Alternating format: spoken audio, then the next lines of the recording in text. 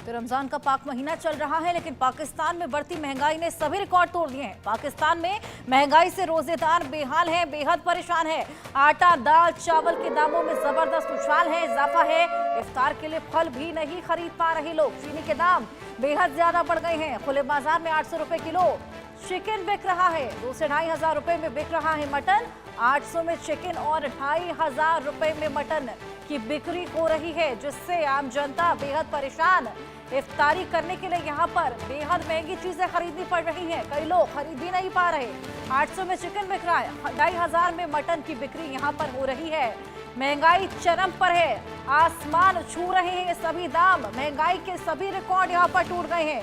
ऐसे में रमजान के महीने में जब सभी रोजेदारों को इफ्तारी करने के लिए यहाँ जिन भी चीजों की जरूरत होती है, आटा, दाल, चावल, इन सभी के दामों में यहाँ पर बेहद ज्यादा उछाल है, जिसके चलते लोग यहाँ पर खरीद नहीं पा रहे हैं तमाम सामान।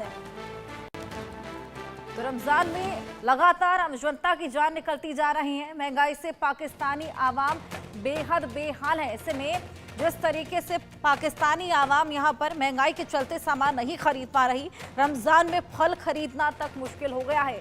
फल जो कि बेसिक नेसेसिटी है वो भी नहीं खरीद पा रहे। आटा, दाल, चावल की कीमतें आसमान छू रही हैं। कमर तोड़ महंगाई से जनता में बेहद नाराजगी भी है। जिस तरीके से इकोनॉमी चरमराई हुई है, ऐसे में जो दाम है वो उछाल में है। इतना ज्यादा इजाफा हो गया है। हुकूमत के खिलाफ लगातार आक्रोश है। रोजमर्रा की चीजें भी पहुंच के बाहर हो गई हैं। जो बेसिक नेसेसिटी है, आटा, दाल, चावल, फल और सब्जियों के दाम सभी में इतना इजाफा है कि जनता में बेहद ज्यादा नाराजगी है। हुकूमत के खिलाफ गुस्सा बढ़ता चला जा रहा है और जमाखोरों और मुनाफाखोरों के लिए चांदी है, क्योंकि दाम बढ़ रहे हैं। ऐसे में मुनाफाखोरों और सरकारी मुलाजिमों का नेक्सस जो है वो लगातार जिस तरीके से इजाफा हो रहा है, इसका फायदा उठा रहा है। महंगाई से पाकिस्तानी आवाम बेहद बेहाल है, चीख पुकार रही है, क्योंकि यहाँ पर बेसिक नेसेसिटी, आटा, दाल, चावल, फ्रूट्स, ये सब खरीदना बेहद मुश्किल हो गया है। रोजेदारों के लिए इफ्तारी करने के लिए फलों की जरूरत होती है, आटा, दाल, चावल की जरूरत है, चिकन, मटन की जरूरत है, और ये सब खरीदना बेहद मुश्किल हो गया है। पाक आवाम की चीख पुकार यहाँ देखने को मिल रही है। शहबाज शरीफ से लगातार गुहार लगाई जा रही है। जिस तरीके से करोड़ों लोग भीख मांगने को बेबस हो गए हैं, शहबाज हुकूमत में ये सब देखने को मिल रहा है। रिकॉर्ड महंगाई से कुछ भी बेचने को मजबूर हैं। जिस तरीके से महंगाई लगातार बढ़ती चली जा रही है, महंगाई सरकार के कंट्रोल से अब बाहर हो गई है। ऐसे में रोटी के लिए झपट्टा मार युद्ध जैसे हालात बन गए। नेता मौज कर रहे हैं, गरीब आवाम यहाँ पर मर रही है। महंगाई के चलते गरीब आवाम बेहद परेशान है। चिकन और मटन मिडिल क्लास की पहुंच तक से बाहर हो गया है। दाम इतने ज्यादा बढ़ गए हैं कि लोगों के लिए आटा, दाल, चावल भी मुयस्सर नहीं है। आवाम के माथे पर गरीबी बदनुमा दाग की तरह लग गई है। जो बेसिक चीजें होती हैं वो खरीदना यहाँ पर मुश्किल हो गया है। हमारे साथ हुसैन जावेद पाकिस्तानी पत्रकार जुड़ गए हैं, आकाश जिंदल वरिष्ठ अर्थशास्त्री भी जुड़ गए हैं। आइए इनसे डिस्कशन करेंगे, इनसे बातचीत करेंगे। हुसैन, सबसे पहले मैं आपके पास आऊंगी। रमजान का पाक महीना है, रोजेदार जो हैं यहाँ पर इफ्तारी के लिए बेसिक सामान तक नहीं खरीद पा रहे हैं। आटा, दाल, चावल, चिकन, मटन, ये सब तो बेसिक नेसेसिटी है ना, ये सब तक नहीं खरीद पा रहे। ऐसे में तो लाजमी है कि आक्रोश होगा ही, गुस्सा होगा ही। मैडम, सबसे पहले तो आपका शुक्रिया कि आपने मुझे यहाँ पे इनवाइट किया। देखिए, मैं आपको बताऊं कि रमज़ान का जो महीना, ये सब जानते हैं, इंडिया के अंदर, पाकिस्तान के अंदर, पूरी मुस्लिम जो वर्ल्ड है उसके लिए बहुत ज़्यादा इसकी अहमियत होती है। हमारे लिए बहुत ज़्यादा धार्मिक किस्म का महीना होता है, इसमें कोई शक नहीं है। लेकिन मैं आपको बताऊं, जो आपने अपनी रिपोर्ट के अंदर एक पिक्चर खींची है, सूरत हाल इतनी भी ख़राब नहीं है। उसकी वजह क्या है? क्योंकि मैं उसको काउंटर कर सकता हूँ। हमारी जो हुकूमतें, आपने उसमें शहबाज साहब की बात की, तो मैं आपको बताऊँ, हमारी जो फेडरल हुकूमत है उन्होंने 20 अरब का रमज़ान पैकेज दिया है, और इससे औसतन 2 से 2.5 करोड़ लोग इससे उनको फ़ायदा हो रहा है। और ये आपको ये भी बता दूं कि ये जो उन्होंने पैकेज दिया है, पिछले साल ये 7 अरब का था, उसमें 13 अरब का इजाफा हुआ है। 200% इजाफा है ये। मैं ये नहीं कहता कि इस तरह के जो पैकेज होते हैं मुकम्मल तौर पे वो आवाम के मसलों को हल कर देते हैं, महंगाई के जो जिन होता है उसको बोतल के अंदर बंद कर देते हैं, लेकिन इस रिलीफ की भी अपनी अहमियत है। और ये मैंने सिर्फ आपको पैकेज बताया है, ये हमारी इस्लामाबाद हुकूमत का, जिसको हमारे पीएम देख रहे होते हैं। अगर मैं पंजाब हुकूमत की बात करूं तो उन्होंने 30 अरब का पैकेज दिया है, जिससे 30 लाख फैमिलीज को उनके घर पे जाके उनको कैश मिलेगा। तो इसी तरह हमारा केपीके का सूबा है, जहां सबसे ज्यादा आतंकवाद है, जहां सबसे ज्यादा दहशतगर्दी हो रही है, उन्होंने भी 8 अरब का पैकेज दिया है। और 115 जो हमारे हल्के हैं, जो हमारी सूबाई असम्बली के अंदर होते हैं, उनकी फैमिलीज के अंदर उनको स्पेशल तौर पे सब्सिडाइज किस्म का रमजान पैकेज दिया जा रहा है। तो कहीं ना कहीं मैं यही कहूंगा कि गिलास अगर आधा खाली है, गिलास आधा भरा भी हुआ है। आखिरी बात, क्योंकि आपने इसके साथ आगे भी जाना है, महंगाई की आपने बात की, तो मैं आपको बताऊं, महंगाई कुछ शक नहीं, मैं आपके सामने इस बात को तस्लीम कर रहा हूं, इस बात को मान रहा हूं। पिछले 2 साल जो है हमारी इकोनॉमी के लिए ओवरऑल अच्छे नहीं गए, ये बात बिल्कुल सही है। लेकिन मौजूदा हुकूमतों की कोशिशों से महंगाई जो थी वो पिछले साल जुलाई में 5.9% थी, आज वो सॉरी इन्फ्लेशन की बात कर रहा हूं, वो 5.9 था, आज वो 1.5 है। महंगाई 2.41 थी, आज वो 1.52 है। तो चीजें आहिस्ता आहिस्ता बेहतर भी हो रही है। एक बात मैं जरूर आपके साथ जो है मैं आपसे इत्तेफाक करता हूं, ये जो प्राइस कंट्रोल का सिस्टम होता है, आई होप ये इंडिया में भी होता होगा, हमारे यहाँ भी होता है, ये कभी भी आप कोई भी एरा उठा के देख लें, कभी भी इतना इफेक्टिव नहीं रहता। और यही वजह है कि नीचे वाला जो लेवल होता है, इसमें बहुत ज्यादा भ्रष्टाचार होता है, करप्शन होती है, इसको इंप्रूव करने की जरूरत है। बिल्कुल हुसैन जी, आंकड़े आपने बताए तो आंकड़े हमने भी बताए। जिस तरीके से दाम यहाँ पर लगातार बढ़ते चले जा रहे हैं वो हमने भी बताए। चलिए आप दोनों के पास मैं वापस आऊंगी। एक और बड़ी खबर हम दर्शकों को बता दें, पाकिस्तान में चीनी के दाम ने भी सारे रिकॉर्ड तोड़ दिए हैं। पाकिस्तान में चीनी की कमी से भारी दिक्कतें हो रही हैं, तो 200 रुपए किलो चीनी बिक रही है। चीनी की किल्लत से रमजान की मिठास फीकी पड़ने लगी है। व्यापारियों ने सरकार की नीतियों को इसके लिए जिम्मेदार ठहराया है और आम जनता में इसको लेकर बेहद ज्यादा आक्रोश है। 170 से 80 किलो यहां पर चीनी की बिक्री हो रही है और इसी के चलते जिस तरीके से चीनी की किल्लत है, रमजान की मिठास भी फीकी पड़ने लगी है। भारत और पाक का महंगाई मीटर, आइए वो भी ग्राफिक्स के जरिए आपको समझाने की कोशिश करें किन किन चीजों के कितने कितने दाम हैं। आइए ये भी आपको समझाते हैं। भारत और पाक का महंगाई मीटर आपके सामने रख रही है। चावल के दाम भारत में, आटे के दाम 30 से 40 रुपए हैं, पाकिस्तान में 160 से 200 रुपए हैं। अंदाजा आप लगाइए डिफरेंस का। चिकन की बात करें 150 से 200 रुपए भारत में, पाकिस्तान में 800 से 900 रुपए। ऐसे में मटन 800 से 1000 रुपए, पाकिस्तान में 2000 से 2500। और चीनी 41 से 50 रुपए भारत में बिकती है, पाकिस्तान में 170 से 200 रुपए। वहीं चावल की बात करें 30 से 50 रुपए भारत में बिक रहा है, पाकिस्तान में 180 से 250। और इन डिफरेंसेस को देखकर आप अंदाजा लगा सकते हैं कि कितना ज्यादा यहाँ पर फ्लक्चुएशन है, कितना ज्यादा प्राइस का डिफरेंस है। मैं आऊंगी आकाश जिंदल के पास, वरिष्ठ अर्थशास्त्री हैं।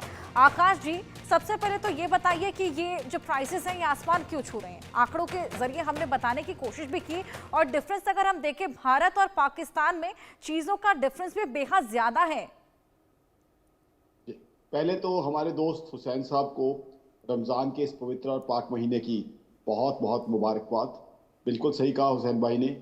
रमजान का पवित्र महीना जैसे पाकिस्तान में मनाया जाता है, वैसी उसकी हिंदुस्तान में इज्जत है, पूरे दुनिया में उसको इज्जत के साथ मनाया जाता है। अब आ जाती है इन्फ्लेशन की बात। पाकिस्तान की इकोनॉमी की ये बात कर रहे हैं। इकोनॉमी का मैं आपको डेटा देता हूं, इन्फ्लेशन का भी इकोनॉमी का पंटाधार हुआ पड़ा है पाकिस्तान की इकोनॉमी। इनको पता है खुद कि बर्बाद इकोनॉमी है। सबसे पहले तो आपको डेटा दे दूं, अभी पाकिस्तान की सरकार किस चीज़ की खुशियां मना रही है कि 2 अरब डॉलर का लोन, 2 बिलियन यूएस डॉलर का लोन चाइना को इन्होंने रीपे करना था, जो ये रीपे नहीं कर पाए। They were not capable of paying that loan, और उसकी वजह से चाइना से इन्होंने रोल ओवर करवा लिया। इस चीज़ की वहाँ पे खुशियाँ मनाई जा रही है पाकिस्तान में। अब मुझे नहीं समझ आ रही, रोल ओवर करवाना सबसे पहले तो ये क्लियर कट इनकेपेबिलिटी साबित हो रही है कि ये लोग लोन नहीं रीपे कर पाए। दूसरा, रोल ओवर कराने से जो इकोनॉमी में बोझ पड़ेगा 1 साल का, इनको और ब्याज देना पड़ेगा। अब आ जाए इन्फ्लेशन पे। इन्फ्लेशन की ये हालत है कि आज चीनी नहीं है, लोग फीकी चाय पीने को मजबूर हो रहे हैं पाकिस्तान में। हुकूमत से लोग खुश नहीं है। उसके अलावा कर्जा, अब ये इकोनॉमी की बात कर रहे हैं, कर्जा इनको अपडेट कर दूं, 131 बिलियन यूएस डॉलर का लोन इसमें पाकिस्तान पे। उसका इंटरेस्ट ही कैलकुलेट कर ले तो पता चल जाएगा इकोनॉमी की हालत क्या है। तीसरी ये बात कर रहे हैं प्राइस कंट्रोल की। प्राइस कंट्रोल कभी भी इफेक्टिव मैकेनिज्म हो ही नहीं सकता। इन्होंने खुद एडमिट किया कि पाकिस्तान में लोअर लेवल पे बहुत करप्शन है। बिल्कुल मानता हूं, पाकिस्तान के करप्शन के किस्से तो सुनते आए हैं, पाकिस्तान के हुक्मरानों की कहानियां भी सुनते आए हैं, जो एलिगेशन लगे हैं कि बड़े बड़े करप्शन के स्कैंडल्स हुए हैं, स्कैम हुए हैं, बहुत से एलिगेशन लगे हैं कि वहां से करप्शन का पैसा विदेशों में भेजा जाता है। अब प्राइस कंट्रोल, बिल्कुल मैं इनकी बात मानता हूं, कभी भी इफेक्टिव मीन्स नहीं होती। प्राइस कंट्रोल करने की जरूरत क्यों पड़ रही है आपको? हिंदुस्तान में देखिए ना आप, हिंदुस्तान की आपने बात की, मैं इनको बताता हूं। हिंदुस्तान में हमारे यहाँ आरबीआई है, हम यहाँ पे इन्फ्लेशन हमारे यहाँ 4 से 6% का बैंड है, उसके अंदर रहती है। किस तरीके से होती है? हम इंटरेस्ट रेट को उस तरीके से मेंटेन करते हैं। प्राइस कंट्रोल की जरूरत ही क्या है? चीजों की सप्लाई आप बढ़ाइए। प्राइस कंट्रोल मैकेनिज्म बिल्कुल इनइफेक्टिव मैकेनिज्म है। आपके यहाँ चीजों की प्रोडक्शन और सप्लाई इतनी होनी चाहिए, प्राइस कंट्रोल की जरूरत ही क्या है? अपने आप चीजों के दाम कम रहेंगे। तो मेरे हिसाब से पाकिस्तान का जो थीसिस है और जो थीम लेके चल रहे हैं प्राइस कंट्रोल का, वो बिल्कुल भी इफेक्टिव नहीं है। दूसरा ये कह रहे हैं लिक्विडिटी पैकेज। अगर लिक्विडिटी पैकेज कोई दिया भी गया है तो लिक्विडिटी पैकेज तो और इन्फ्लेशन को बढ़ाएगा। लिक्विडिटी पैकेज इसका समस्या का हल नहीं है। इसका हल क्या है कि आपके यहाँ प्रोडक्शन हो, सप्लाई चेन मैनेजमेंट हो। हालात ये है पाकिस्तान के, ग्लोबल इन्वेस्टर कोई इन्वेस्ट करना तो दूर, इनकी तरफ कोई देखता भी नहीं है। एक चाइना है, और चाइना ने जिस तरीके से इनको एक्सप्लॉइट किया हुआ है ये खुद अच्छे से जानते हैं। सीपैक पाकिस्तान का सबसे फेवरेट प्रोजेक्ट आज तक का इंफ्रास्ट्रक्चर का, चाइना ने क्या किया है? लोन कितने पे दिया इनको? 3.82% पे। इंफ्रास्ट्रक्चर फंडिंग जो भी ग्लोबल एजेंसी जानती है, लाफेबल रेट ऑफ इंटरेस्ट पे। जिस चाइना को ये दोस्त कह रहे हैं, वो पाकिस्तान की इकोनॉमी को बहुत बुरी तरह एक्सप्लॉइट कर रहा है। उसने क्या किया है? इनको ऑब्सोलीट पावर जनरेशन मशीनरी बेची है, वो भी हाई प्राइसेस पे। प्रॉब्लम क्या है? और कोई इनके यहाँ इन्वेस्ट करना चाहता नहीं है। सबको पता है कि पाकिस्तान के ऊपर लगातार एक्विजिशन लगते हैं, ये टेररिज्म को सपोर्ट करते रहे हैं। पाकिस्तान में बहुत से ग्लोबल टेररिस्ट बैठे हुए हैं, बहुत से टेररिस्ट ऐसे बैठे हुए हैं जिन्होंने हिंदुस्तान में टेररिज्म के काम किए हुए हैं और पाकिस्तान में बैठे हुए हैं। दुनिया ये जानती है, इस वजह से कोई वहां इन्वेस्ट नहीं कर रहा। चाइना से कर्जे लेने को मजबूर है और चाइना इनको एक्सप्लॉइट कर रहा है। तो पाकिस्तान को अपनी फाइनेंशियल रिस्ट्रक्चरिंग करनी होगी। पाकिस्तान को जो है वो माहौल पैदा करने होंगे वहां पे कि ग्लोबल इन्वेस्टर वहां पे इन्वेस्ट करें, मैन्युफैक्चरिंग वहां बढ़े, प्रोडक्शन वहां बढ़े, तब जाके लोगों के पास वहां पे जो है प्रोडक्शन बढ़ेगी। प्रोडक्शन बढ़ के दुकानों पे सामान आएगा जो वाजिब रेट पे मिलेगा। ये बहुत जरूरी है। आप हिंदुस्तान की बात कर रहे हैं, हमारे यहाँ इन्फ्लेशन का डेटा दे लीजिए। इन्फ्लेशन का डेटा हमारे यहाँ भी जो है, रमजान हमारे यहाँ भी पूरी पवित्रता के साथ, पूरे आदर और सम्मान के साथ मनाया जाता है। हमारे यहाँ तो इन्फ्लेशन नहीं बढ़ी। उससे पहले दिवाली का त्यौहार था, तब भी हमारे यहाँ इन्फ्लेशन नहीं बढ़ी। इन्फ्लेशन का हमारे यहाँ बैंड है 4% ±2%, उसी के अंदर रह रही है इन्फ्लेशन, तो 4% के करीब रह रही है। तो कहीं ना कहीं, और हमने जो है उसके लिए मैकेनिज्म क्या रखे हुए हैं? प्रोडक्शन बढ़ती है, एंटीसिपेट किया जाता है कि कितनी किसी चीज की डिमांड होगी, उस डिमांड के हिसाब से चीजों को प्रोड्यूस किया जाता है। साथ ही साथ उसके हिसाब से ही, एंटीसिपेशन के हिसाब से ही हम चीजों का इंपोर्ट एक्सपोर्ट जो है वो देखते हैं। साथ में हमारे यहाँ देख लीजिए आप किस तरह की इन्वेस्टमेंट हो रही है। और आप तरक्की की बात कर रहे हैं, हुसैन भाई हिंदुस्तान की बात कर रहे हैं, आपको कुछ डेटा दे दूं। हमारे यहाँ तरक्की के हालात ये हैं, 1,95,000 करोड़ जीएसटी कलेक्शन रहा है जनवरी का। फरवरी का डेटा बता दूं, 1,83,000 करोड़ रुपए। अभी पाकिस्तान की जीडीपी ग्रोथ क्या प्रोजेक्ट की जा रही है? मात्र 3%। हमारे यहाँ की जीडीपी ग्रोथ आपको बता दूं 2023-24 का रिकॉर्डेड डेटा है हुसैन साहब, 8.2%। तो तरक्की कैसे होती है, देश की ग्रोथ कैसे होती है, आपके सामने मैं मिसाल रख रहा हूं। जीएसटी कलेक्शन देख लीजिए, 2024 के अप्रैल में 2 लाख करोड़ से ऊपर का जीएसटी कलेक्शन हमने करके दिखाया। दुनिया भर के इन्वेस्टर्स यहाँ इन्वेस्ट कर रहे हैं, और आज की तारीख में हम कहाँ पे हैं? दुनिया की फास्टेस्ट ग्रोइंग इकोनॉमी, बड़ी इकोनॉमीज में से हम हैं। 5th लार्जेस्ट इकोनॉमी हम बन चुके हैं, 3rd लार्जेस्ट इकोनॉमी बनने की तरफ बढ़ रहे हैं। अमेरिका, चाइना, जर्मनी, जापान के बाद सबसे बड़ी इकोनॉमी जो है हिंदुस्तान है हमारा। और आप तो जानते हैं, आप एक नॉलेजेबल आदमी हैं, कि जर्मनी और जापान स्ट्रगल कर रहे हैं, तो 2-3 साल में हम आपको खुशखबरी सुना देंगे कि हिंदुस्तान जो है 3rd बिगेस्ट इकोनॉमी बन जाएगा। इतनी बड़ी हमारी पॉपुलेशन है, उसके बावजूद हमने इन्फ्लेशन को कंट्रोल में रखा हुआ है। सारे त्यौहार हम खुशी के साथ मनाते हैं, प्यार के साथ, प्रेम के साथ मनाते हैं, इन्फ्लेशन हम बढ़ने नहीं देते। तो प्राइस कंट्रोल का मैकेनिज्म आपका मेरे हिसाब से बहुत फॉल्टी मैकेनिज्म है। करना आपको ये चाहिए, ग्लोबल इन्वेस्टर्स को यहाँ लाइए, ग्लोबल इन्वेस्टर तब आएगा जब आपके यहाँ से टेररिज्म को हेल्प करनी बंद की जाएगी, आपके हालात सुधरेंगे, तब जाके प्रोडक्शन आपकी बढ़ेगी। उसके अलावा आपको स्ट्रीमलाइनिंग करनी पड़ेगी सप्लाई चेन की, यानी कि प्रोडक्शन से लेके जहां दुकान पे सामान बिकना है हैसल फ्री पहुंचाया जाए, और जिस करप्शन की आप बात कर रहे हैं लोअर लेवल पे, वो खत्म करनी पड़ेगी। तब जाके जो है आपकी इकोनॉमी सुधरेगी। और एक और सलाह दूंगा आपको, ये जो चाइना से लगातार रोल ओवर कराए जा रहे हैं लोन, इस रोल ओवर को सेलिब्रेट करना बंद कर दीजिए। ये रोल ओवर सेलिब्रेशन नहीं है, ये आपकी इकोनॉमी पे और बोझ पड़ रहा है। क्योंकि अगर रोल ओवर हो रहा है तो क्या हो रहा है, आपके ऊपर इंटरेस्ट की लायबिलिटी बढ़ रही है, आपके इंटरेस्ट की लायबिलिटी और बढ़ रही है। और साथ ही साथ डोमेस्टिक मैन्युफैक्चरिंग को बढ़ाइए। आपके पास डोमेस्टिक मैन्युफैक्चरिंग में है क्या, ज्यादातर चीजें आपके यहाँ इंपोर्ट की जाती हैं। तो जब ज्यादातर चीजें आप इंपोर्ट करेंगे तो जाहिर सी बात है इन्फ्लेशन बढ़ेगी और आउट ऑफ कंट्रोल होगी, जो इस समय हो रही है।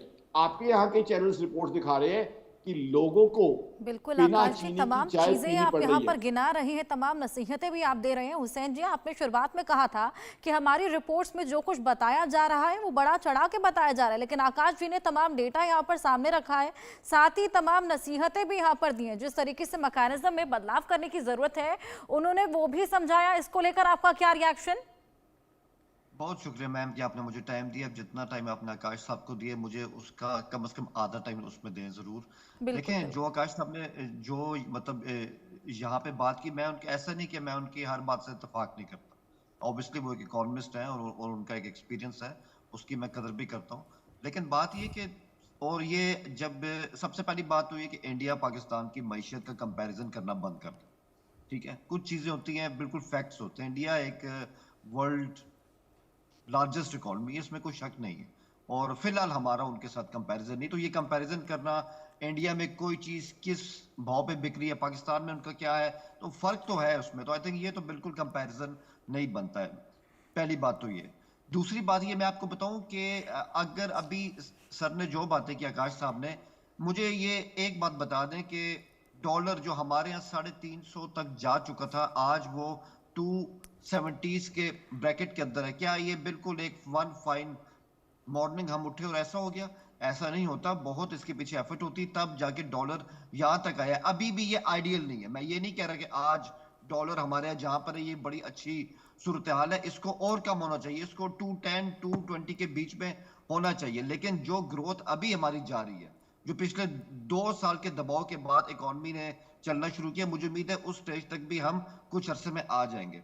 एक बात मैं ये कहूं कि अभी सर ने इसमें कई मतलब इस तरह की बातें की हैं, तो मैं आपको बताऊं कि सबसे अहम बात जो है, महंगाई की शरह मैं दोबारा रिपीट करूंगा, 38% पे थी हमारी और बहुत ज्यादा खौफनाक सूरत हाल थी। आज वो 2% पर आ गई है।